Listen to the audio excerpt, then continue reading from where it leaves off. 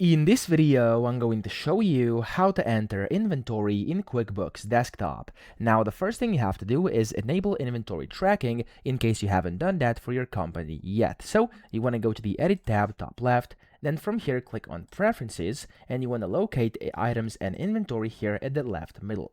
When you do that, click on Company Preferences up top, and you want to make sure Inventory and Purchase Orders are active is enabled, okay? So whenever you check this box, click on OK, and the first part is done. You're now good to go.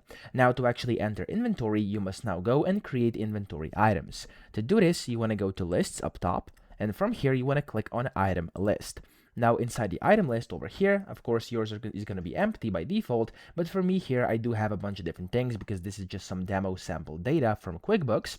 And then if you want to add inventory or create it, you simply want to go to the item button here at the bottom left and click on New.